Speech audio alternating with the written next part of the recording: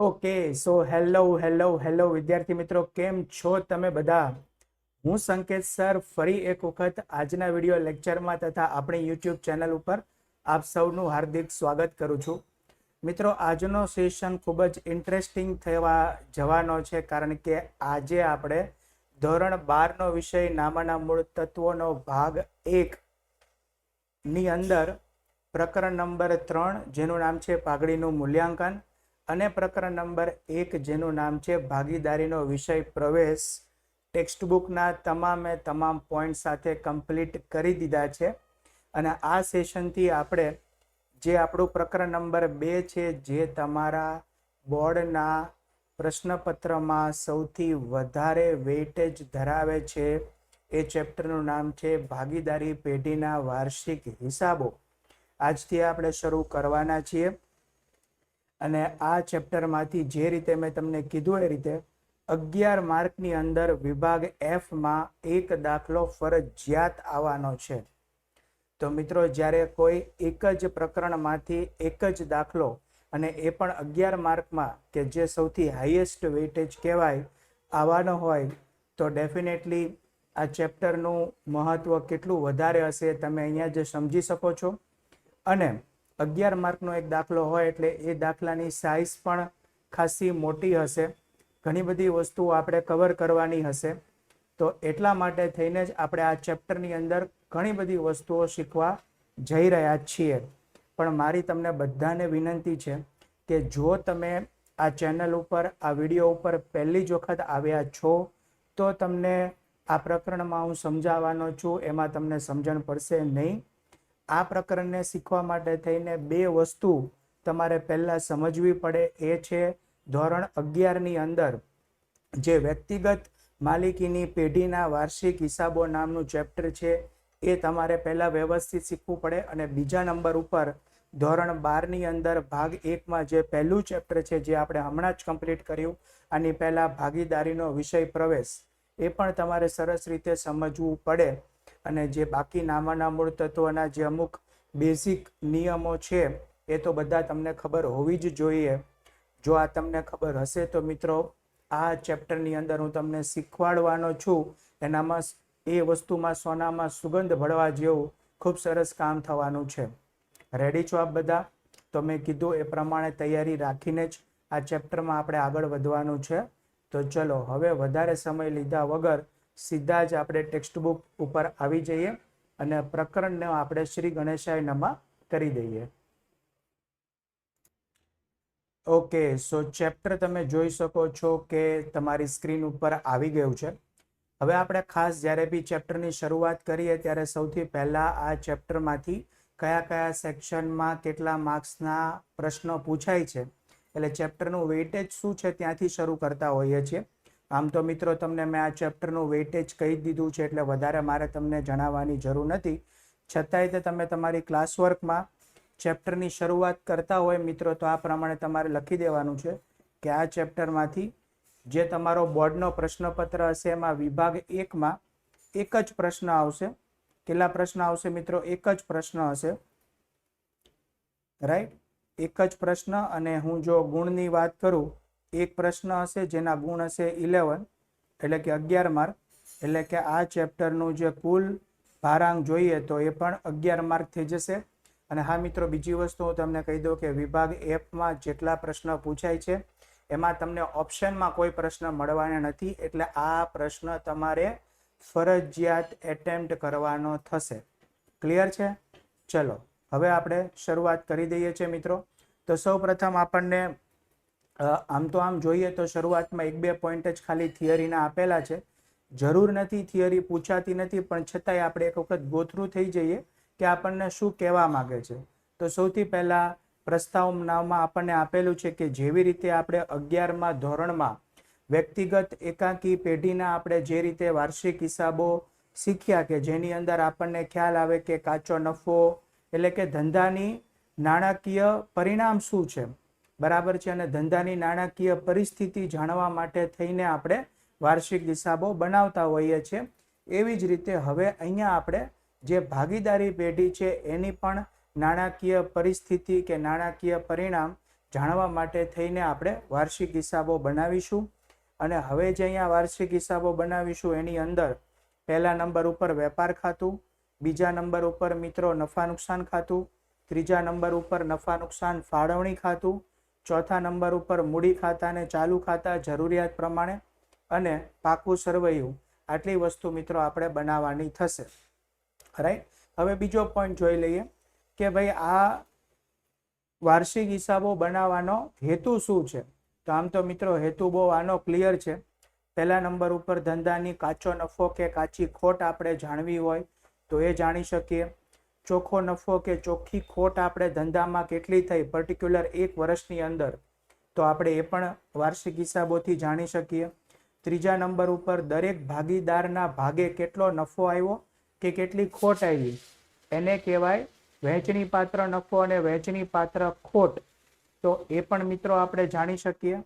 ચોથા નંબર ઉપર ધંધાની આર્થિક પરિસ્થિતિ કેવી છે, શું ધંધોની અંદર મૂડી કેટલી, દેવા કેટલા, મિલકતો કેટલી, આ બધું આપણને ધંધાની આર્થિક પરિસ્થિતિ વિશે જણાવે.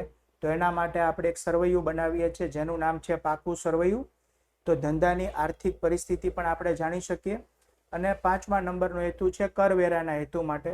મિત્રો તમને ખ્યાલ હશે કે આપણે ધંધો ચલાવતા હોય તો આપણે સરકારને જે કરવેરો છે એ ચૂકવવો પડે. તો કેટલો કરવેરો ચૂકવવાનો થાય છે એ પણ આપણે વાર્ષિક હિસાબો પરથી જાણી શકીએ છીએ. તો મિત્રો આ 5 હેતુ છે વાર્ષિક હિસાબો બનાવવા માટેના. હવે આપણે ત્રીજા નંબરના પોઈન્ટ ઉપર આવીએ કે વાર્ષિક હિસાબોની અંદર જે આપણે દરેકે દરેક ખાતા બનાવીશું, વેપાર ખાતાથી લઈને પાકા સરવૈયા સુધી, કે દરેકે દરેક ખાતામાં શું નોંધવામાં આવે છે અને એનો ખાસ કરીને એનો નમૂનો શું છે. આમ તો તમે મિત્રો 11મા ધોરણમાં જોઈ ગયા છો, પણ છતાંય આપણે દરેકે દરેક વસ્તુ છે એક વખત રિવાઇઝ કરી લેવાની છે દાખલો ગણતા પહેલા. તો અહીંયા મિત્રો આપણને આપેલો છે વેપાર ખાતાનો નમૂનો. હવે જો આના વિશે હું તમને થોડું ટૂંકમાં જણાવીશ. તો ધંધામાં વેપાર એટલે શું, તો મિત્રો યાદ રાખવાનું કે ધંધામાં વેપાર એટલે ખરીદી કરવી, વેચાણ કરવું અને ખરીદીને લગતા ખર્ચા હોય. પછી જો આપણે ખરીદી ના કરતા હોય તો આપણે વસ્તુનું ઉત્પાદન કરતા હોય, આપણે પોતે જ ઉત્પાદન કરતા હોય તો ઉત્પાદનને લગતા ખર્ચા. તો આ બધું જ આપણે વેપાર ખાતામાં નોંધવાનું આવે. બરાબર. હવે દરેકે દરેક વસ્તુ તમે જોઈ લો. તો શરૂઆત છે ને એ શરૂના માલ સ્ટોકથી થશે. બરાબર છે. તો શરૂનો માલનો સ્ટોક જે વર્ષની શરૂઆતમાં આપણી પાસે માલનો સ્ટોક હોય ને એ સૌથી પહેલા આપણે આ રીતે રેકોર્ડ કરી દેવાનું. પછી આવે ખરીદી. ખરીદીમાંથી આપણે જે પરત કરેલું હોય એ બાદ કરવાનું. કોઈ પણ અન્ય રીતે ગયેલ માલ હોય, રાઈટ. આ મિત્રો મેં તમને 11મા ધોરણમાં શીખવાડેલું હતું કે જ્યારે ધંધામાંથી વેચાણ સિવાય અન્ય રીતે કોઈ પણ રીતે માલ જાય, વેચાણ સિવાય અન્ય રીતે માલ જાય ને તો એ પણ આપણે ખરીદીમાંથી શું કરવાનું હોય, બાદ કરવાનું હોય. રાઈટ. જેમ કે કોઈ માલ આપણે ધર્માદામાં આપી દીધો હોય, કોઈ માલ આપણે નમૂના રીતે વહેંચી દીધો હોય, પછી ધંધામાંથી કોઈ માલ ચોરી થઈ ગયો હોય, તો વેચાણ સિવાય કોઈ પણ અન્ય રીતે ધંધામાંથી જો માલ જાય, વેચાણ સિવાય કોઈ પણ અન્ય રીતે જો ધંધામાંથી માલ જાય તો એ મિત્રો તમારે ખરીદીમાંથી બાદ કરી દેવાનું હોય છે. બરાબર. ચલો આગળ વધીએ. પછી મિત્રો હોય મજૂરી, એટલે કે આપણે ખરીદીને લગતા ખર્ચા છે આ બધા, કે આપણે માલની ખરીદી કરી તો ખરીદી કરતી વખતે પછી આપણા ધંધા સુધી માલ આપણે લાવવાનો થાય, રાઈટ. તો જે આપણે એનો મજૂરીનો ખર્ચો ચૂકવીએ એ. પછી હોય મિત્ર આવક માલ ગાડા ભાડું, રાઈટ. આમાં ગાભા એટલે કે તમે માલને ખરીદી કરી પછી એનો જે માલને ટ્રાન્સપોર્ટ કરો, તમે એક જગ્યાએથી બીજી જગ્યાએ લઈ જાઓ, તો આ એને લગતો એક પ્રકારનો ખર્ચ છે. પછી જો તમારો માલ રેલવેમાં આવતો હોય તો રેલવેનું જે ભાડું લાગે રેલવે નૂર. બરાબર છે. પછી લારીમાં તમારો માલ આવતો હોય તો લારી ભાડું લાગે. ગોદી ચાર્જ કોને કહેવાય, તો ખાસ કરીને તમારો જે માલ છે એ એક જ જગ્યાએ ગોડાઉનમાં પડ્યો રહે છે એક જગ્યાએ, તો એનો જે ગોદી ચાર્જ છે એ પણ ખરીદીને લગતો જ ખર્ચો છે મિત્રો, યાદ રાખવાનું. ડેમરેજ, વોરફેચ, આ બધા મિત્રો વર્ડ તમે 11મા ધોરણમાં શીખી ગયા. બરાબર છે. તો તમારે યાદ રાખવાનું છે આ પણ ખરીદીને લગતા જ ખર્ચા છે. હવે બીજા નંબર ઉપર એ આવે કે જો આપણે માલની તૈયાર ખરીદી ના કરતા હોય તો આપણે પોતે માલનું ઉત્પાદન કરતા હોય તો ઉત્પાદનને લગતા ખર્ચા પણ તમારે અહીંયા નોંધવાના થાય, જેમ કે ઉત્પાદક કરવાની મજૂરી, એટલે કે આપણે ઉત્પાદન કરવા માટે આપણી પાસે ફેક્ટરી હોય ને ફેક્ટરીની અંદર જે કામ કરતા મજૂરો હોય ને મજૂરી ચૂકવવાની થાય. રોયલ્ટી મિત્રો શું છે? તો રોયલ્ટી એવું છે કે ખાસ કરીને જો આપણે કોઈ એવી વસ્તુનો ધંધો કરીએ છીએ કે જે આપણને ખાણમાંથી મળતું હોય, રાઈટ, કે જેમ કે કોઈ ખનિજ તત્વ છે કે અંદરથી કોઈ કોલસો છે કે એવું કંઈ આપણે જે ખાણમાંથી આપણને વસ્તુ મળતી હોય તો આપણે એના જે આપણે એ ખાણમાંથી એ વસ્તુ બહાર નીકાળીએ ને એ ઉપર આપણે ચોક્કસ એક રકમ છે ને એ સરકારને ચૂકવવી પડે અને એને કહેવાય રોયલ્ટી. તો આ પણ આપણા માટે ખર્ચ થશે. પછી કારખાનું ચલાવતા હોય મિત્રો તો કારખાનામાં ઘણા બધા પ્રકારના ખર્ચા આવે, જેમ કે કારખાનું ભાડે હોય તો ભાડો ખર્ચ, કારખાનાના કરવેરા હોય, વીજળી હોય, અંદર જે બળતણનો ઉપયોગ થતો હોય, કોલસો છે, ગેસ છે, આ બધા કારખાનાને લગતા ખર્ચ છે. પછી કારખાનાની અંદર માલ સામગ્રીઓ વપરાતી હોય, જેમ કે ઓઇલ વપરાતું હોય મશીન ચલાવવા માટે, ગ્રીસ વપરાતું હોય તો એ બધો ખર્ચ છે. પછી કારખાનાના મકાનનો ઘસારો. જો હવે આ એક પોઈન્ટ છે ને મિત્રો, એ થોડો અલગ છે, તમારે યાદ રાખજો ખાસ કરીને. આમ આપણે ઘસારો છે ને એ નફા નુકસાન ખાતામાં ઉધાર બાજુ લખીએ, પણ આ ઘસારો શેનો છે? તો કારખાનાના મકાનનો છે. હવે અહીંયા કેમ લખાય? કારણ કે કારખાનાનું મકાન છે ને એ આપણે ઉપયોગ કરીએ ઉત્પાદન માટે, તો આ ઉત્પાદનને લગતો ખર્ચ આપણે ગણી લેશું, એટલા માટે થઈને કારખાનાના મકાનનો ખર્ચ અહીંયા લખાશે. પછી પ્લાન્ટ અને યંત્રનો ઘસારો પણ અહીંયા લખાશે. કેમ? તો સેમ કોન્સેપ્ટ કે સર પ્લાન્ટ અને યંત્રોનો ઉપયોગ પણ આપણે ઉત્પાદન માટે કરીએ, હે ને, તો ઉત્પાદનને લગતા ઘસારા કે ખર્ચ બધું અહીંયા જ આવશે, રાઈટ. તો આટલી વસ્તુ નોંધાશે મિત્રો. ઉધાર બાજુ. જમા બાજુની વાત કરીએ તો વેચાણ છે અને એમાંથી વેચાણ માલ પરત હોય એ બાદ કરી દેવાનો. પછી ભંગારમાં આપણે કોઈ માલનું વેચાણ કરી દઈએ તો એ પણ અહીંયા આવશે. આખર માલનો સ્ટોક પણ અહીંયા આવશે મિત્રો, બરાબર. આટલી વસ્તુ આવશે જમા બાજુ. હવે આપણે શું કરવાનું? તો બંને બાજુનો સરવાળો કરીશું વેપાર ખાતામાં. જો જમા બાજુનો સરવાળો વધારે હોય, એટલે કે આ સાઈડનો સરવાળો વધારે હોય, એ તો એ બંને બાજુ લખવાનો અને તફાવત આપણને ઉધાર બાજુ મળે અને કહેવાય જમા બાકી. જે તફાવત આપણને અહીંયા મળે ને એને કહેવાય જમા બાકી અને એનું બીજું નામ થશે કાચો નફો, કે જે આપણે નફા નુકસાન ખાતે લઈ જવાનો થાય. પણ સર જો ઉધાર બાજુનો સરવાળો વધારે મળે તો આ ઉધાર બાજુનો સરવાળો વધારે મળે તો એ બંને બાજુ લખવાનો અને તફાવત મિત્રો આપણને જમા બાજુ મળશે, જેને કહેવાય ઉધાર બાકી અને એનું બીજું નામ છે કાચી ખોટ. તો એ હોય તો એ પણ આપણે નફા નુકસાન ખાતે લઈ જવાની થશે. 11મા ધોરણમાં જોયું મિત્રો, મોટા ભાગનું બધું એ જ પ્રમાણે છે, કોઈ નવું નથી. હવે આપણે નફા નુકસાન ખાતાનો નમૂનો છે એક વખત જોઈ લઈએ, રાઈટ. તો નફા નુકસાન ખાતાનો નમૂનો મિત્રો આ રીતે સૌથી પહેલા તમારે શીર્ષક આપવાનું થાય, પૂરા થતા વર્ષનું નફા નુકસાન ખાતું. વેપાર ખાતામાંથી આપણને જે કાચી નફો કે કાચી ખોટ મળી હોય એ સૌથી પહેલા અહીંયા લાવવાની, સૌથી પહેલા ઉપર, રાઈટ. જો તમને કાચી ખોટ મળી હોય આ રીતે, જો તમને અહીંયા કાચી ખોટ મળી હોય સપોઝ, તો એ જશે મિત્રો નફા નુકસાન ખાતામાં ઉધાર બાજુ. અહીંયા આવે કાચી ખોટ, કે જે લખેલું છે કે વેપાર ખાતેથી લાવ્યા. પણ જો તમને કાચો નફો મળ્યો હોય, એને બે નહીં મળે, બેમાંથી એક જ મળશે. જો કાચો નફો મળ્યો હોય તો એ લવાશે નફા નુકસાન ખાતામાં જમા બાજુ. તો જે હોય એ આ રીતે સૌથી પહેલા અહીંયા લખી નાખવાનું. હવે નફા નુકસાન ખાતામાં કઈ કઈ વસ્તુઓ નોંધ થશે? તો મિત્રો તમે પહેલા એના શીર્ષક ટાઇટલ જોઈ લ્યો. તો સૌથી પહેલા નફા નુકસાન ખાતામાં ઉધાર બાજુ લખાય તમામે તમામ પ્રકારના વહીવટી ખર્ચા. કયા કયા છે પછી આપણે ડિટેલમાં જોઈએ. બીજા નંબર ઉપર લખાય વેચાણ અને વિતરણને લગતા ખર્ચા. ત્રીજા નંબર ઉપર લખાય નાણાકીય ખર્ચા અને ચોથા નંબર ઉપર લખાય મિત્રો અન્ય ખર્ચ અને નુકસાન. આ 4 પ્રકારના ખર્ચા છે ને એ લખાય નફા નુકસાન ખાતામાં ઉધાર બાજુ. હું મિત્રો થોડું ઝડપથી જઈ રહ્યો છું, કારણ એક જ છે કે બધું 11મા ધોરણમાં આવી ગયું છે. આપણે ખાલી એક વખત એને રિવાઇઝ જ કરીએ છીએ અને કદાચ થોડી ઘણી નવી વસ્તુ તમારા માટે હશે. બાકી બધું આપણે 11મા ધોરણમાં જે એકાકી પેઢીના જે વાર્ષિક હિસાબો જોયા મિત્રો, એમાં આ રીતે આપણે બનાવતા જતા હે ને. હવે વહીવટી ખર્ચા કયા કયા છે એક વખત તમે ધ્યાનથી સમજી લેજો, બરાબર. તો આપણી પાસે છે વેપાર ખર્ચ, પગાર, વેપાર ખર્ચા. તો વેપારને લગતો ખર્ચ હોય ને મિત્રો, અહીંયા ઘણા બધા વિદ્યાર્થીઓ થોડા કન્ફ્યુઝ થતા હોય છે, કારણ કે નામ વેપાર લખેલું છે ને તો લખે વેપાર ખાતામાં, પણ અહીંયા વેપાર ખાતામાં આવશે નહીં. યાદ રાખવાનું, વેપારને લગતા ખર્ચ છે એટલે આવશે વહીવટી ખર્ચમાં, નફા નુકસાન ખાતામાં ઉધાર બાજુ. પછી આપણે જે કર્મચારીને પગાર, ભથ્થા, બોનસ આપવાનું થતું હોય એ. ત્યારબાદ ભાડું, આપણે કોઈ પણ મિલકતનું ભાડું આપવાનું થતું હોય. આપણે કોઈ વસ્તુનો વીમો લીધેલો હોય તો એ વીમાનું પ્રીમિયમ આપવાનું થતું હોય. કરવેરા આપણે જે ચૂકવીએ એ ઓફિસમાંથી કરવેરા ચૂકવીએ ને. વહીવટી ખર્ચા એટલે મિત્રો એવા ખર્ચા કે જે આપણે ધંધાની ઓફિસમાંથી ચૂકવતા હોય એ બધા વહીવટી ખર્ચ કહેવાય.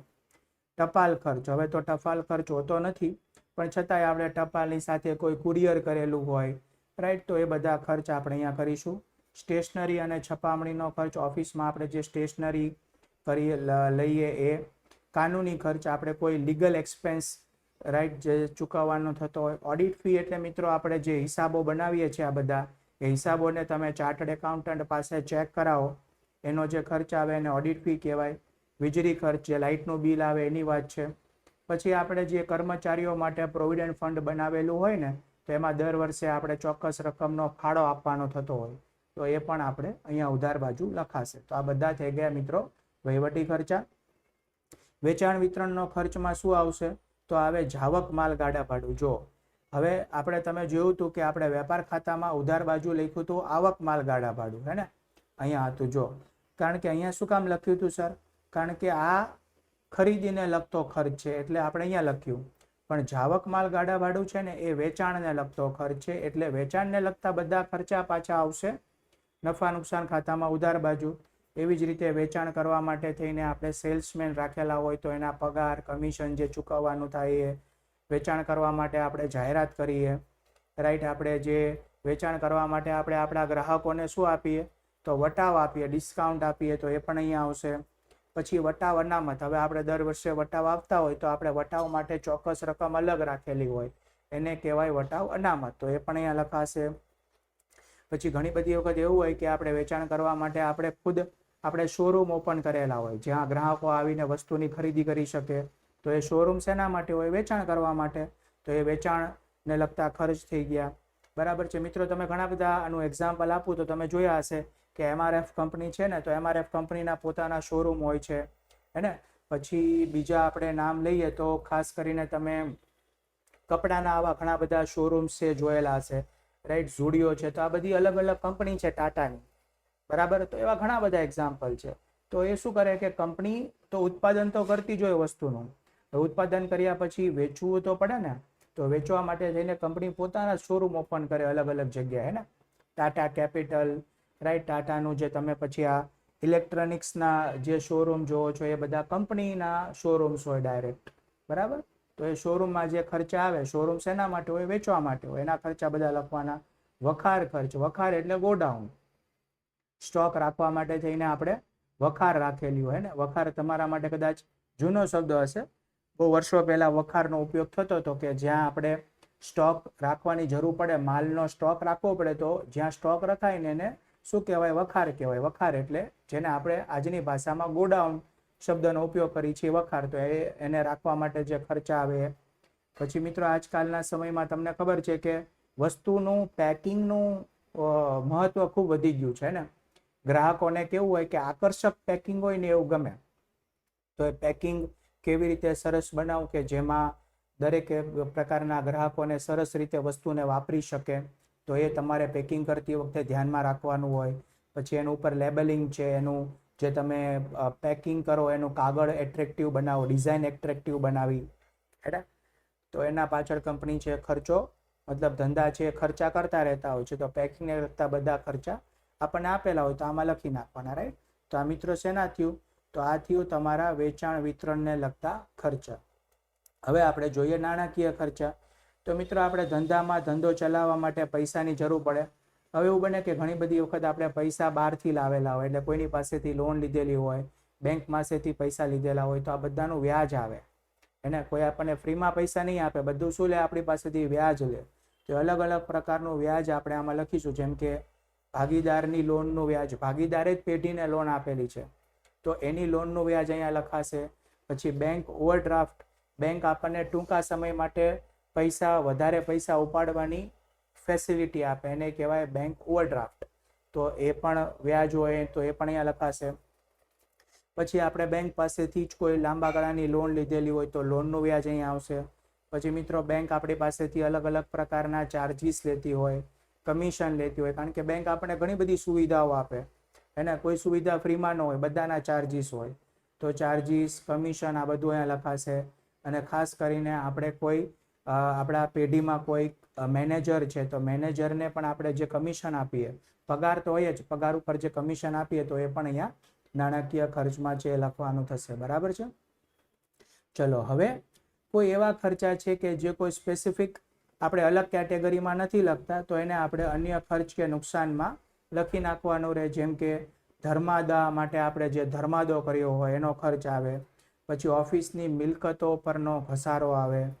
બરાબર છે. પછી મિત્રો આ તમે જોઈ ગયા 11મા ધોરણમાં આખું ધાલખાદનું આખું જે આપણે ટેબલ બનાવતા હતા, રાઈટ. કાચા ધાલખાદ એટલે શું એ તમને ખબર હોવી જોઈએ. હવે એ બધું ડિટેલમાં નથી સમજવાનું, એ તમારે 11મા ધોરણમાં સમજી લેવાનું.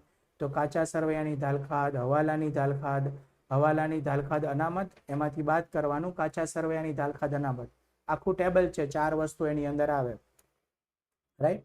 તો એ આપણે 11મા ધોરણમાં શીખી ગયા, અહીંયા પણ આવશે.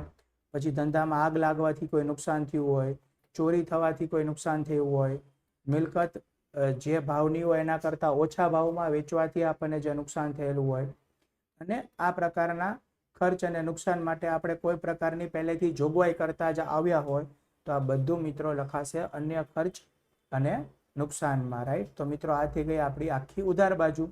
ચલો હવે આપણે જમા બાજુ છે ને, વેચાણ સિવાયની જે અન્ય આવક અને ઉપજો એ બધી અહીંયા લખાય. યાદ રાખજો, આનું ટાઇટલ છે વેચાણ સિવાયની અન્ય આવક અને ઉપજો જે ધંધામાં થઈ હોય એ બધી અહીંયા લખાશે. જેમ કે આપણને કોઈ જગ્યાએથી વટાવ મળ્યો હોય, રાઈટ. આપણે માલની ખરીદી કરવા ગયા હોય ને આપણને વટાવ મળી ગયો હોય તો એ વટાવ હોય. આપણને આપણી પાસે કોઈ એક્સ્ટ્રા વધારાની મિલકતો આપણે કોઈને ભાડે આપેલી હોય તો એના ઉપર જે ભાડું મળ્યું હોય, કોઈ જગ્યાએથી કમિશન મળ્યું હોય, દલાલી મળી હોય, આડત મળી હોય, રોકાણો કરેલા હોય તો રોકાણ ઉપર આપણને વ્યાજ મળેલું હોય, આપણે સામેવાળા કોઈ વ્યક્તિને લોન આપેલી હોય, રાઈટ. આપણો ધંધો બીજાને લોન આપતો હોય અને લોન પર વ્યાજ મળ્યું હોય, પછી ધાલખાદ થઈ ગઈ હોય ને પછી ધાલખાદે પરત આવી ગઈ હોય, મિલકત વેચાણ ઉપર આપણને નફો થયો હોય, વસ્તીનું વેચાણ કરવાથી આપણને જે પૈસા મળ્યા હોય, ભંગાર વેચવાથી જે પૈસા મળ્યા હોય, અને જે નાની મોટી બીજી અન્ય આવકો હોય એ બધી. તો મિત્રો યાદ રાખવાનું, વેચાણ સિવાય તમને અન્ય આવક જોવા મળે ને એટલે અહીંયા આપણે લખી નાખવાનું. ક્લિયર છે. હવે તમે નફા નુકસાન ખાતાને પાછું જેમ વેપાર ખાતાને બંધ કર્યું હતું એમ બંધ કરશો. બંધ કરવાની પ્રોસેસ તમને ખબર છે, જે બાજુનો સરવાળો આવે એ બંને બાજુ લખી નાખવાનો. પણ તફાવત મિત્રો જો તમને અહીંયા મળે, તફાવત તમને અહીંયા મળે એટલે આને કહેવાય જમા બાકી, અને એનું બીજું નામ થશે ચોખ્ખો નફો. શું થશે મિત્રો? ચોખ્ખો નફો. પણ જો તફાવત તમને અહીંયા મળે, આ સાઈડ મળે એટલે કે જમા બાજુ મળે તો એને કહેવાય ઉધાર બાકી. બરાબર. અને એનું બીજું નામ છે ચોખ્ખી ખોટ. અને આ ચોખ્ખો નફો કે ચોખ્ખી ખોટ આવે એને મિત્રો તમારે લઈ જવાનું રહે આના પછીનું નવું ટેબલ કે જે 11મા ધોરણમાં નહોતું પણ તમે પ્રકરણ 1માં શીખ્યા, જેનું નામ છે નફા નુકસાન ફાળવણી ખાતું, ત્યાં લઈ જવાનું રહે, રાઈટ. તો મિત્રો આ સાથે આપણું નફા નુકસાન ખાતું છે કમ્પ્લીટ થયું, રાઈટ. મિત્રો તમે 11મા ધોરણમાં શીખ્યા હતા એટલે મેં થોડું જલ્દીમાં પૂરું કર્યું, ડિટેલમાં આપણે નથી જોવાનું. પણ છતાંય તમને જો એવું લાગે છે કે સર કોઈ આમાંથી કોઈ શબ્દ કે કોઈ વસ્તુનો મતલબ તમને નથી સમજાણો તો એ ડેફિનેટલી તમે કમેન્ટ બોક્સમાં લખી નાખજો મિત્રો. એના વિશે હું તમને અલગથી એ વસ્તુનો મતલબ શું થઈને સમજાવી દઈશ. કારણ કે ઘણી બધી વખત જો આ તો આપણને કેવું છે કે આખું ફોર્મેટ આપેલું છે, હે ને, પણ એવું નથી કે આ જ બધી વસ્તુઓ તમને પ્રશ્નમાં આવે. આમાંથી અમુક વસ્તુ આવે ને આને લગતી કોઈ એવી અલગ વસ્તુ પણ આવે તો તમને ત્યારે એનો કોન્સેપ્ટ ખબર હોવી જોઈએ. કેવો કે માની લો કે કોઈ નવી વસ્તુ આવી ગઈ અને તમને મગજમાં એવી સ્ટ્રાઇક થઈ છે કે આ ખર્ચો તો આપણે વેચાણ માટે થઈને કરીએ. તો તમને ત્યારે ખબર હોય કે સરે શીખવાડ્યું હતું કે વેચાણ વિતરણને લગતા બધા ખર્ચા તો નફા નુકસાન ખાતામાં આવે. તો એ જો તમને ખબર હશે તો તમે તરત એને નફા નુકસાન ખાતામાં એની નોંધ કરી દેશો. હે ને? તો મિત્રો દરેકે દરેક ખર્ચ હોય, આવક હોય ને, એનો તમને મતલબ ખબર હોવી જોઈએ કે આનો આ મતલબ થાય છે. તો તમે તમારી રીતે નિર્ણય લઈ શકશો કે આની નોંધ વેપાર ખાતામાં થશે, નફા નુકસાન ખાતામાં થશે, ફાળવણી કે શેમાં થશે. કારણ કે અહીંયા તો આપણી સામે એક જ ટેબલ છે. જ્યારે મિત્રો આપણે આના દાખલા ગણીશું 11 માર્ક વાળા, તો એમાં તો બધા ટેબલ આપણે બનાવવાના થશે. ત્યારે તમારે નિર્ણય લેવો પડશે કે આ વસ્તુની નોંધ કયા ખાતામાં થશે. એને એ ક્યારે તમે લઈ શકો? જ્યારે તમને દરેક ખાતાનું નોલેજ હોય ત્યારે. બરાબર? ચલો આગળ વધીએ મિત્રો. ઓકે, સો નફા નુકસાન ફાળવણી ખાતું. મિત્રો હજી હમણાં જ આપણે આની પહેલાનું ચેપ્ટર હતું પ્રકરણ નંબર 1 ભાગીદારી વિષય પ્રવેશ, એમાં જ શીખ્યા. ચલો આ ફોર્મેટનો કોન્સેપ્ટ કોને ખબર છે? મેં શું શીખવાડ્યું હતું તમને ખ્યાલ છે? બરાબર છે? તો મને કમેન્ટ કરીને જરૂરથી જણાવજો. નફા નુકસાન ખાતામાં ઉધાર બાજુ તે બધા આવે ખર્ચા. તમે જો અલગ અલગ પ્રકારના આપણે શું લખીએ સર? ખર્ચા. અને જમા બાજુ આવે બધી આવકો અને ઉપજો, વેચાણ સિવાયની અન્ય ઉપજો. તો મિત્રો ફાળવણી ખાતું, હવે આને કેમ નફા નુકસાન, પાછું નામ નફા નુકસાન જ આપ્યું અને પાછળ આપ્યું ફાળવણી? તો એના મિત્રો બે કારણ છે. એક તો તમને આગળ નફા નુકસાન આપ્યું ને, એટલે તમને એવું બતાવવા માંગે છે કે આમાં નફા નુકસાન ખાતાનો જ કોન્સેપ્ટ અહીંયા ઉમેરાય છે. શું કોન્સેપ્ટ? તો ઉધાર બાજુ હું બધા ખર્ચા જ લખીશ અને જમા બાજુ હું બધી આવકો કે ઉપજો જ લખીશ. પણ ખાલી તફાવત એટલો છે કે અહીંયા હું જે બી કરીશ ને એ બધું ભાગીદારોને લગતું કરીશ. પેઢીને લગતું નહીં. શેને લગતું? ભાગીદારોને લગતું. અને એટલા માટે થઈને જ આ ખાતું આપણે વ્યક્તિગત માલિકીની પેઢીમાં બનાવતા નથી. કારણ કે સર ત્યાં ભાગીદારો હોતા નથી. અહીંયા ભાગીદારો છે, તો અહીંયા આપણે આ ખાતું બનાવવાનું થશે. રાઈટ? તો હવે જો શું કહેવા માંગે છે? ખર્ચા લખવાના ઉધાર બાજુ અને જમા બાજુ આવકો. શેને લગતા? સર ભાગીદારને લગતા. શેને લગતા? તો ભાગીદારને લગતા. તો આ તમારે ખાસ યાદ રાખવાનું છે મિત્રો. અને ભાગીદારોને લગતા ખર્ચ અને આવકો કયા? બસ જે પેઢી માટે ખર્ચ છે ને આવક છે, પણ શેને લગતા? ભાગીદારને લગતા. બસ આ તમે ઓળખી લ્યો એટલે તમારું આ ખાતાનું કામ તમામ. રાઈટ? તો કયા કયા આવશે? જો સૌથી પહેલા તો મિત્રો શું હોય કે આપણને જે નફા નુકસાન ખાતામાંથી જો ચોખ્ખી ખોટ મળી હોય તો ઉધાર બાજુને નફો મળ્યો હોય તો જમા બાજુ પહેલા લખી નાખવાનું. હવે મેં તમને કીધું એ પ્રમાણે ઉધાર બાજુ આપણે ભાગીદારને લગતા ખર્ચ લખવાના છે. જો ભાગીદાર ધંધામાં મૂડી લઈને આવ્યો હોય તો આપણે એને મૂડી પર વ્યાજ આપવું પડે. પેઢી માટે શું થઈ ગયું સર? ખર્ચ થઈ ગયો. પછી એ સિવાય આપણે ચાલુ ખાતાની જમા બાકી જો હોય તો એ પણ એક પ્રકારનું ભાગીદારે લાવેલા જ પૈસા હોય મિત્રો. તો એના ઉપર પણ તમારે વ્યાજ આપવું પડે.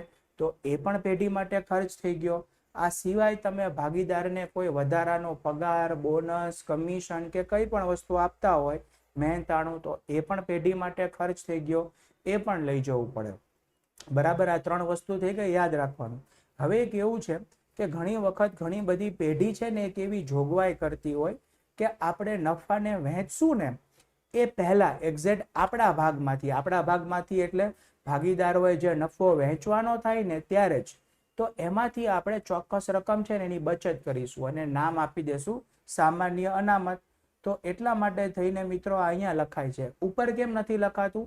કારણ કે હજી બધા આવક અને ખર્ચા બાકી હતા, બધા લખાઈ ગયા. હવે શેનો વારો આવ્યો? તો હવે એ જ પૈસા વધ્યા છે કે જે આપણે શું કરવાના છે? વહેંચવાના છે. તો ત્યારે જ આપણે એમાંથી જ આપણે રકમ છે ને એ સામાન્ય અનામત ખાતે લઈ જશું બચત માટે થઈને કે કઈ કામમાં આવે ધંધામાં, તો એ આપણે અહીંયા આપવાની રહે. બરાબર? હવે સર જમા બાજુ, તો જમા બાજુ મેં તમને કીધું ભાગીદારોથી થયેલી આવક. તો ભાગીદારો ઉપાડ કરે તો ઉપાડ પર વ્યાજ આપણને મળશે, પેઢીને મળશે, તો એ લખી નાખવાનું. પછી જેમ ચાલુ ખાતાની જમા બાકી હોય ને હતી ને, એવી રીતે જો ચાલુ ખાતાની ઉધાર બાકી હોય એટલે નેગેટિવ બેલેન્સ હોય, ભાગીદારોએ પૈસા લાવવા કરતા પૈસા લઈ ગયા વધારે હોય ને, તો ત્યારે આવું થઈ જાય, ઉધાર બાકી થઈ જાય. તો એના ઉપર પણ આપણે વ્યાજ લેશું. જો હોય તો, ન હોય તો નહીં. બરાબર? તો એનું વ્યાજ પણ પેઢી માટે આવક થશે, તો એ પણ લખી નાખીશું. બસ આવકમાં બે જ છે અને આમ તમે જુઓ તો ખર્ચામાં ત્રણ મેઇન ખર્ચા છે અને એક ચોથો સામાન્ય અનામત વાળો છે. કામ પૂરું થઈ ગયું મિત્રો. હવે પાછું બંધ કરવાનું. જો આપણને તફાવત આવી રીતે ઉધાર બાજુ મળે તો એને કહેવાય જમા બાકી અને એનું બીજું નામ છે વહેંચણી પાત્ર નફો. ચોખ્ખો વહેંચણી પાત્ર નફો મિત્રો જે પ્રમાણ નક્કી થયું હોય એમાં ત્યાં જ ભાગીદાર વચ્ચે શું કરી દેવાનું? વહેંચી દેવાનું. કયા પ્રમાણમાં? તો નફા નુકસાનના પ્રમાણમાં. બરાબર. બે ભાગીદાર હોય તો બે વચ્ચે, ત્રણ ભાગીદાર હોય તો ત્રણ વચ્ચે. પણ સર તફાવત આ બાજુ મળે તો આને કહેવાય મિત્રો ઉધાર બાકી અને એનું બીજું નામ છે વહેંચણી પાત્ર ખોટ. રાઈટ. નફાની બાય પ્રોડક્ટ ધંધામાં ખોટ પણ આવી શકે હે ને, તો એ પણ વેચી દેવી પડે. નફા નુકસાનના પ્રમાણમાં વેચી દેવાની ભાગીદારો વચ્ચે. કામ પૂરું મિત્રો. હવે આને શું કરવાનું? તો હવે આજે આપણને વહેંચણી પાત્ર નફો કે ખોટ કોને આપવાની થાય? સર ભાગીદારને આપવાની થાય. તો જે વસ્તુ ભાગીદારોને આપવાની થાય એ બધું જાય કાં તો મૂડી ખાતામાં ને કાં તો ચાલુ ખાતામાં. સર એવું કેમ? કારણ કે મૂડી ખાતાને મેન્ટેન કરવાની બે પદ્ધતિ છે. પાછું આપણે પ્રકરણ 1 માં જોયું. જો ભાગીદાર સ્થિર મૂડી ખાતાની પદ્ધતિનો ઉપયોગ કરતા હોય તો મૂડી ખાતાની સાથે ચાલુ ખાતા પણ હશે તો જશે ચાલુ ખાતે. પણ જો ભાગીદારો અસ્થિર મૂડી ખાતાની પદ્ધતિનો ઉપયોગ કરતા હોય તો મૂડી ખાતું એક જ હશે તો મૂડી ખાતે જ જશે. બરાબર. તો જે પ્રમાણે મિત્રો પદ્ધતિ હોય એ ખાતે એને લઈ જવાની થશે. જો આપણી પાસે આવી ગયો મૂડી ખાતાનો નમૂનો. પણ આ કેવો નમૂનો આપેલો છે? તો સ્થિર મૂડી ખાતામાં મૂડી ખાતું આવું બને. મિત્રો બધું આપણે પ્રકરણ 1 માં જોઈ ગયા છીએ. કંઈ જ નવું છે નહીં. બરાબર. ખાલી રિવાઇઝ જ કરવાનું છે.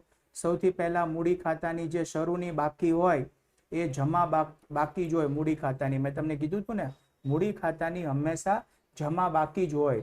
તો એ સૌથી પહેલા તમારે અહીંયા લખી નાખવાની બંને ભાગીદારની. હવે આ સિવાય જો કોઈ ભાગીદાર વધારાની મૂડી લઈને આવેલો હોય તો એ જમા બાજુ, અને કોઈ ભાગીદારે મૂડીનો ઉપાડ કરેલો હોય. શેનો ઉપાડ? મૂડીનો ઉપાડ કરેલો હોય તો એ ઉધાર બાજુ લખી નાખવાનું. બસ આ બે વસ્તુ હોય તો જ. ઘણા બધા કેસ એવા હશે કે આ બે વસ્તુ નહીં હોય તો કંઈ જ નહીં. જે શરૂની બાકી થાય એ જ થઈ જાય આખરની બાકી. જે શરૂની બાકી થાય સર એ જ થઈ જાય આખરની બાકી. એટલે તો આને સ્થિર મૂડી ખાતાની પદ્ધતિ કહેવામાં આવે છે. પણ જો આ બે વસ્તુ આપેલી હોય, વધારાની મૂડી તો જમા બાજુ અને વધારાની મૂડીનો ઉપાડ તો ઉધાર બાજુ લખી નાખવાનો મિત્રો. એટલે અહીંયા આપણે મૂડી ખાતાનું કામ પૂરું. હવે સાથે સાથે આપણે ચાલુ ખાતું પણ જો બનાવવાનું કીધું હોય તો આ પ્રમાણે બનાવવાનું થાય મિત્રો. હવે આનો કોન્સેપ્ટ શું છે? સર ચાલુ ખાતાની શરૂની જમા બાકી પણ હોઈ શકે અને ઉધાર બાકી પણ હોઈ શકે. બરાબર છે. મૂડી ખાતા જેવું આમાં નથી કે સર જમા બાકી જ હોય. જો જમા બાકી હોય તો જમા બાજુ લખવાનું, ઉધાર બાકી હોય તો ઉધાર બાજુ લખવાનું. આનું કામ પૂરું. હવે મિત્રો આનો કોન્સેપ્ટ શું હતો? ચલો કોને યાદ છે? જે બી વસ્તુ ભાગીદારોને ચૂકવવા પાત્ર હોય એ બધું જ આવશે જમા બાજુ, અને જે વસ્તુ ભાગીદારો પાસેથી મળવા પાત્ર હોય એ બધું જ આવશે ઉધાર બાજુ. વિચારો તો મૂડી પર વ્યાજ સર ભાગીદારોને ચૂકવવાનું હોય જમા બાજુ. અચ્છા, ભાગીદારો જે વધારાની મૂડી લાવ્યા હોય એનું વ્યાજ તો એ પણ મિત્રો લખી નાખવાનું જમા બાજુ. ચાલુ ખાતાની જમા બાકી એ પણ વધારાની મૂડી જ કહેવાય એક પ્રકારની, તો એનું વ્યાજ પણ આવશે જમા બાજુ. એ સિવાય આપણે ભાગીદારોને કોઈ બોનસ, કમિશન, મહેનતાણું આપવાનું થતું હોય જમા બાજુ. ભાગીદારોને વહેંચણી પાત્ર નફો ચૂકવવાનો થતો હોય જમા બાજુ. કામ પૂરું. હવે સર ઉધાર બાજુ, તો ઉધાર બાજુ ભાગીદારોએ ઉપાડ કરેલો હોય તો એ આપણે ઉપાડ ભવિષ્યમાં પાછો મેળવવાનો થશે ને. આપણને પેઢીને શું થાય?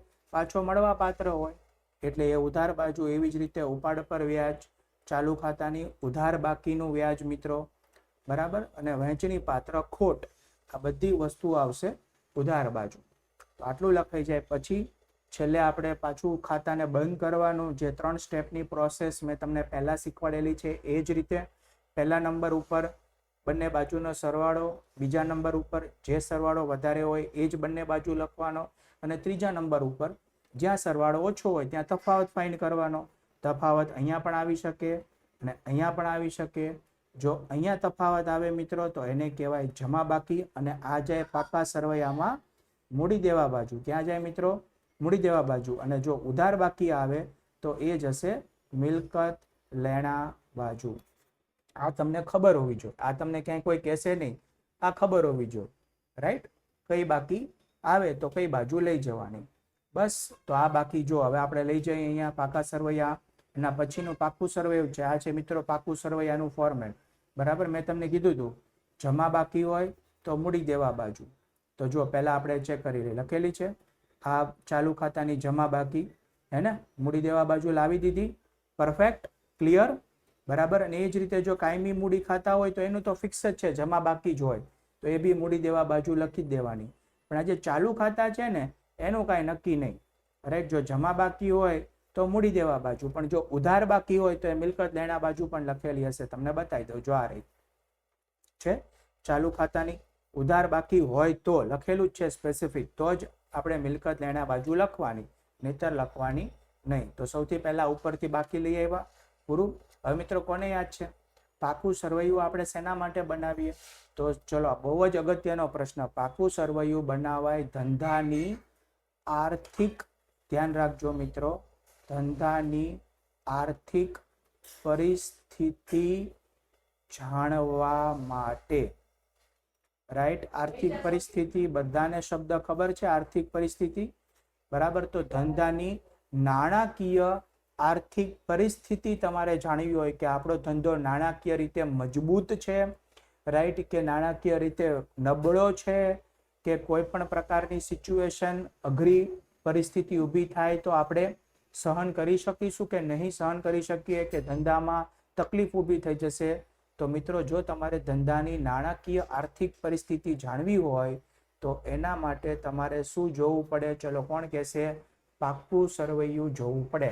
અને આ પાકું સરવૈયું બધાને ખબર હશે, માત્ર ને માત્ર એક જ તારીખનું બને અને એ છે 31 માર્ચ, 31 માર્ચ, નાણાકીય વર્ષનો છેલ્લો દિવસ. આ જ દિવસે પાકું સરવૈયું બને. આ દિવસે ધંધાની પરિસ્થિતિ શું છે, મિલકતો કેટલી છે, મૂડી કેટલી છે, દેવા કેટલા છે, આ બધું જ આપણે પાકા સરવૈયામાં દર્શાવી દઈએ, બરાબર છે મિત્રો? આ બેઝિક વસ્તુ હતી. ચલો હવે હું તમને જણાવી દઉં.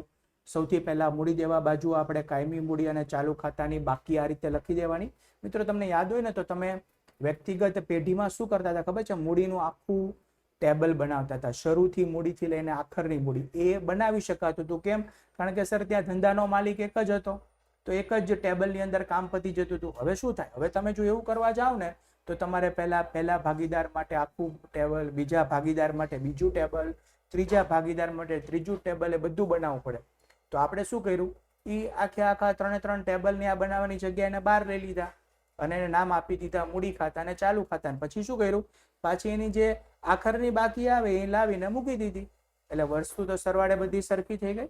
ઓકે, હવે એ પછી મિત્રો ધંધામાં આપણે કોઈ પણ પ્રકારના અનામત રાખેલા હોય, અનામત એટલે સામાન્ય પ્રકારે બચતો અલગ અલગ પ્રકારની કે ધંધાની નાણાકીય પરિસ્થિતિને મજબૂત બનાવે, તો સામાન્ય અનામત, મૂડી અનામત, અન્ય અનામત, બધી અનામત છે ને અહીંયા લખી દેવાની. તમારે અનામત વિશે ડિટેલમાં જાણવું હોય મિત્રો તો ધોરણ 11નો ભાગ 2 નું પ્રકરણ છે જોગવાઈઓ અને અનામતો, એ રિફર કરવાનું, એમાં તમને ડિટેલમાં જાણવા મળશે. પછી બિનચાલુ જવાબદારી એટલે કે લાંબા ગાળાની જવાબદારીઓ જે આપણે 1 વર્ષ પછી ચૂકવવાની થાય છે એને બધાને બિનચાલુ જવાબદારી કહેવાય. જેમાં આવે બેંક પાસેથી લીધેલી લોન, કોઈ અન્ય નાણાકીય સંસ્થા પાસેથી લીધેલી લોન, મિત્રો પાસેથી લીધેલી લોન અને ભાગીદાર પાસેથી લીધેલી લોન. ઇન શોર્ટમાં આપણે કોઈ પણ પ્રકારની લોન લઈએ ને મિત્રો એ બિનચાલુ જવાબદારીમાં આવે. હવે ચાલુ જવાબદારી એટલે સર તો ટૂંકા ગાળાની જવાબદારી જે આપણે 1 વર્ષની અંદર એટલે કે 12 મહિનાની અંદર જ ચૂકતે કરવાની હોય એ બધી ચાલુ જવાબદારી કહેવાય. બેંક ઓવરડ્રાફ્ટ, પરચુરણ લેણદારો, નાના મોટા લેણદારો, દેવી હુંડીઓ, ચૂકવવાના બાકી ખર્ચા. આપણે ચાલુ વર્ષમાં કોઈ સર્વિસીસ સેવાનો લાભ લઈ લીધો છે પણ હજી એના પૈસા ચૂકવવાના બાકી છે. અગાઉથી મળેલા આવક, કોઈ આવક સર્વિસ આપ્યા પહેલા અગાઉથી મળી ગઈ હોય તો એ પણ મિત્રો ધંધાનું એક પ્રકારનું દેવું જ કહેવાય. કેમ? કારણ કે જ્યાં સુધી હું સામેવાળા વ્યક્તિને એની સર્વિસ એટલે એની સેવાનો લાભ ન આપી દઉં ને ત્યાં સુધી એ મારી ખરેખર આવક ગણાય નહીં, એટલે અગાઉથી આવક ગણેલ ગણાય. અને જો હું એને સેવા ન આપી શકું તો મારે એને પૈસા પાછા આપવા પડે, એટલા માટે એ ધંધાનું દેવું છે. કરવેરાની જોગવાઈઓ, પ્રોવિડન્ટ ફંડ, પ્રોવિડન્ટ ફંડ શું કહેવાય છે મને ડિસ્ક્રિપ્શનમાં જણાવજો, ન ખબર હોય તો મને એ પણ કહેજો તો સમજાવીશ. ભાગીદારોની લોનનું બાકી વ્યાજ, કોઈ ભાગીદાર પાસેથી આપણે લોન લીધેલી છે પણ એનું વ્યાજ ચૂકવવાનું બાકી છે તો એ પણ મિત્રો ચાલુ જવાબદારીમાં ગણાય. બસ આ થઈ ગયા તમારા મૂડી દેવા બાજુ. હવે આપણે આવીએ મિલકત લેણા બાજુ. મિલકત લેણા બાજુને મિત્રો કુલ જો કેટલા ભાગમાં વહેંચેલી છે. પહેલા આવે બિનચાલુ મિલકત, બરાબર. પછી એમાં બે ભાગ છે. બિનચાલુ મિલકતમાં બે ભાગ છે. બિનચાલુ મિલકતનું જ બીજું નામ કાયમી મિલકતો છે. તમે કોઈ પણ લખી શકો, બિનચાલુ મિલકત કે કાયમી મિલકત. એમાં બે પ્રકારની મિલકત આવે, દ્રશ્ય મિલકત અને અદ્રશ્ય મિલકત, અને રોકાણ. ત્રણ ભાગ છે, બરાબર. અને એ સિવાય કાયમી મિલકતો અને બિનચાલુ મિલકતોનો બીજો ભાગ છે જેનું નામ છે અન્ય બિનચાલુ મિલકતો. અન્ય બિનચાલુ મિલકતો એટલે આમ તમે જુઓ ને તો મિત્રો પાકા સરવૈયાને આમ મુખ્યત્વે બે ભાગમાં વહેંચેલા છે મિલકત એના બાજુની. એક હોય બિનચાલુ મિલકત અને બીજી હોય ચાલુ મિલકત. બિનચાલુ મિલકત એટલે જે 1 વર્ષ કરતા વધારે સમય ધંધામાં હોય, અને ચાલુ મિલકત એટલે કે જે 1 વર્ષ કરતા ઓછા સમય માટે ધંધામાં હોય એને ચાલુ મિલકત કહેવાય. ક્લિયર છે? હવે બિનચાલુ મિલકતનું બીજું નામ કાયમી મિલકત, અને એના ત્રણ ભાગ છે, દ્રશ્ય, અદ્રશ્ય મિલકત અને રોકાણો. બધાને ખબર છે મિત્રો, દ્રશ્ય મિલકત એટલે જેને આપણે જોઈ શકીએ, જેનું ભૌતિક અસ્તિત્વ છે એ બધી દ્રશ્ય મિલકત. જમીન, મકાન, પટ્ટે રાખેલ મિલકત, વાહન, યંત્રો, ફર્નિચર, ફિટિંગ્સ, અને આ સિવાય બી હોય તો લખી નાખવાની. અદ્રશ્ય મિલકત એટલે જેને આપણે જોઈ શકાતી નથી, જેનું ભૌતિક અસ્તિત્વ નથી, જેને ખાલી આપણે અનુભવી શકીએ છીએ. પેટન્ટ, ટ્રેડમાર્ક, કોપીરાઇટ, પાઘડી, બરાબર, આ બધી વસ્તુ. ઓકે. પછી રોકાણો, તો આપણે કોઈ જગ્યાએ ધંધામાંથી રોકાણ કરેલા હોય, કોઈ સરકારી જામીનગીરીમાં રોકાણ કરેલા હોય, એટલે કે સરકારમાં જે અલગ અલગ પ્રકારની ફિક્સ ડિપોઝિટ હોય, કે પછી બીજી કોઈ જામીનગીરીમાં આપણે પૈસા રોકેલા હોય, પ્રોવિડન્ટ ફંડમાં પૈસા રોકેલા હોય, તો એ બધા રોકાણો અહીંયા આવશે. અન્ય બિનચાલુ મિલકતમાં આવે પ્રસારિત મહેસૂલી ખર્ચ. મિત્રો પ્રસારિત મહેસૂલી ખર્ચ કોને કહેવાય એ તમે 11મા ધોરણમાં જ્યારે બધી પારિભાષિક શબ્દો જોયા હતા ને એમાં આવી ગયું, બરાબર છે. અને આ પ્રસારિત મહેસૂલી ખર્ચનું બીજું નામ શું છે ને તમારે મને કમેન્ટ કરીને જણાવવાનું છે, બરાબર. ન ખ્યાલ હોય તો એ પણ મને પૂછજો તો હું તમને સમજાવીશ. તમારે મને પૂછવું પડશે અહીંયા, બરાબર છે. પછી મિત્રો આખર સ્ટોક. હવે ચાલુ મિલકત કે ધંધામાં 1 વર્ષથી ઓછા સમય માટે હોય તો આખરનો સ્ટોક એટલે કે વર્ષના અંતે ધંધામાં કેટલો સ્ટોક પડ્યો છે એ બધો આખર સ્ટોક. પરચુરણ દેવાદારો એટલે એવા ગ્રાહકો કે જેને આપણે ઉધાર વેચાણ કરેલું છે. રોકડ સિલક મિત્રો, બેંક સિલક, ધંધામાં રોકડા કેટલા છે, બેંકમાં કેટલા પૈસા છે એ બધું, બરાબર. જો અહીંયા હતું અગાઉથી મળેલ આવક તો અહીંયા હવે મળવાની બાકી આવક એકબીજાનું વિરુદ્ધ. ધીરેલી લોન, આપણે કોઈને લોન આપેલી છે, લીધેલી લોન નહીં, ધીરેલી લોન. ધીરેલી લોન હોય ને તો એ મિલકત કહેવાય. લેણી હુંડી, અહીંયા હતી મિત્રો દેવી હુંડી, બરાબર છે, મૂડી દેવા બાજુ. અહીંયા છે લેણી હુંડી, પૈસા આપણે લેવાના થતા હોય એ અગાઉથી ચૂકવેલ ખર્ચ. જો અહીંયા હતા ચૂકવવાના બાકી ખર્ચ, અહીંયા છે અગાઉથી ચૂકવેલ ખર્ચ. તો મોટા ભાગના શબ્દ એકબીજાની વિરુદ્ધ છે. અને છેલ્લે આપણે ચાલુ ખાતાની ઉધાર બાકી તો જોઈ લીધું. હવે મિત્રો પાકા સરવૈયામાં છેલ્લે શું થવું જોઈએ ને તમને બધાને ખબર છે, કારણ કે તમે પાકું સરવૈયું 11મા ધોરણમાં પણ બનાવ્યું હતું, બરાબર. તો છેલ્લે તમારો બંને બાજુનો સરવાળો સરખો થઈ જવો જોઈએ. હવે જો અહીંયા ઘણા બધા વિદ્યાર્થી મિત્રોને કન્ફ્યુઝન હોય છે કે સર સરવાળો સાચો થઈ જાય એટલે આપણો દાખલો 100% સાચો. ના, એવું નથી. ખોટી રકમથી પણ બંને બાજુ સરવાળો મળી જાય એવું બની શકે ને. એક એક્ઝામ્પલ આપું કે માની લો કે આ દાખલો મેં ગણ્યો, એનો સાચો જવાબ આવે છે 5,25,000 અને બંને બાજુ મળી ગયો તો આપણને એવું થાય કે સાચો. પણ હવે એવું થયું કે તમારે 5,25,000 ની જગ્યાએ 4,70,000 થી બંને બાજુ મળી ગયો. તો તમને બંને બાજુ મળી ગયો એટલે રાઈટ તમારા પોઈન્ટ ઓફ વ્યૂ થી એ મળી ગયો છે, પણ એ દાખલો તમારો સાચો નથી. એટલે મારો કહેવાનો મતલબ શું છે કે જો તમારો પાકા સરવૈયાનો બંને બાજુનો સરવાળો મળી જાય છે તો એક તમને હિન્ટ મળી ગઈ કે તમારું પાકું સરવૈયું છે એ સાચું હોઈ શકે. ન મળે તો પૂરું જ થઈ ગયું, કે ખબર જ પડી જાય છે કે ખોટું જ છે એમ. પણ મળી જાય છે તો તમને એક એવો થોડુંક બેઝ મળી ગયો કે તમારું સાચું હોઈ શકે છે. પણ 100% સાચું છે એ તો ત્યારે જ તમને ખબર પડે કે જ્યારે તમે બધી અસરો સાચી આપેલી છે અને સાથે તમારું પાકું સરવૈયું પણ મેચ થઈ જાય છે, રાઈટ?